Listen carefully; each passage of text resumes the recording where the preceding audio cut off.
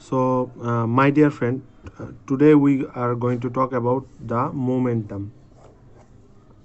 Momentum. So, basically, just listen to my word very carefully, and when I will say that you should take a note, then please take a note. Just a simple few lines, then you don't need to bother about this topic. So first of all, there is two type of momentum. One is linear momentum and another is angular momentum. So please note this the two type linear momentum and angular momentum. So second, the what we are going to talk about linear momentum. What is linear momentum? So when we are talking about linear momentum could be anything. It could be a car which is running on the road. It could be a pendulum, whatever linear momentum. Except when it is saying that angular momentum is associated with some angle, some so when a car is doing a turn or turning right or turning left, when there is something circulating like this, that is associated with the angular momentum. Well, we are back to the linear momentum. So basically, linear momentum,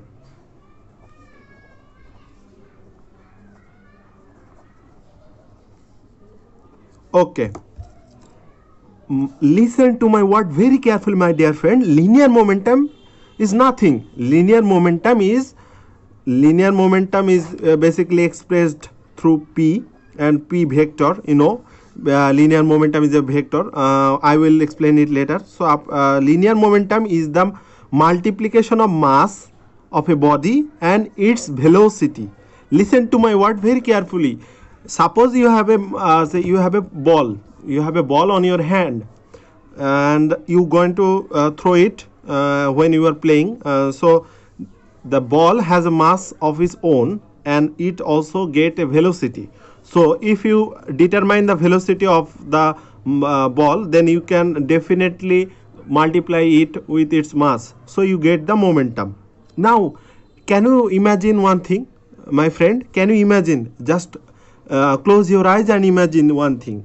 When you place with your ball, okay, when the speed of the ball is so great, suppose the speed of the ball is 10 meter per second, then it is much more difficult. It will be much more difficult if the ball has the velocity about suppose 20 meter per second. So when the ball is 20 meter per second, then it is much difficult for you to stop the ball, or then you have to push much strength on the ball to stop it, rather than when it is 10 meter per second. Are you getting my point? I'm drawing a point right there. The point is, when we have a body, we have a obstacle, we have a object, and suppose it is ball, suppose it is a suppose football, or saucer. When you basically we play saucer and football, whatever it is. So when you have to stop a football or saucer ball, suppose there is a ball like that, this and that. So you have there is a goal. You are a goalkeeper in a football match, and I am just that you are a goalkeeper. Now there is a player is going to hit the ball, and his target is to make a goal, and he is targeting to do all these things, do this, make a goal, and you want to stop the ball. So if this player hit the ball with a great strength, suppose he has hitting the ball with the speed of suppose 25 meter per second, then you have to put a similar strength. But when this suppose there is there is Ronaldo, then he will definitely hit the ball definitely with more strength. So suppose he is hitting the ball more strength with 40 meter per second, then you will definitely, when you are right there, as a goalkeeper, then you have to put more strength to stop the ball, to not making the goal. So from this perspective, we can definitely say one thing: the greater momentum. The greater momentum is the greater velocity of the object, the greater momentum would be. So write this statement, this, because this statement is going to is coming on your exam paper, or coming on your whatever it is. So if you sit for SAT exams conducted by the college board, then you definitely face this statement as a question.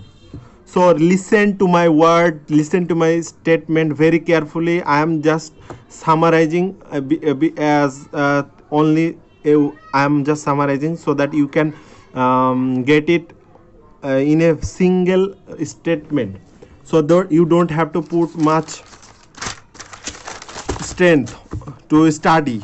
Just write it that the greater momentum would be, suppose the momentum, this is P and this is mass and this is velocity, and obviously velocity has a vector because it has a direction. Velocity has a direction. So because velocity has a direction, so that momentum also has a direction, and from this we can say that the direction of the momentum, of the direction of the velocity would be the direction of the momentum. So just write it on your notebook. The direction of the velocity would be the direction of the momentum. Are you getting my point, my dear friend? Please comment below.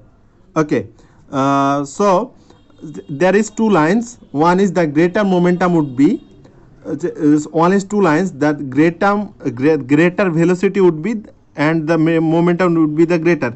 If the velocity is greater, then definitely momentum would be greater. Are you getting my point? Okay.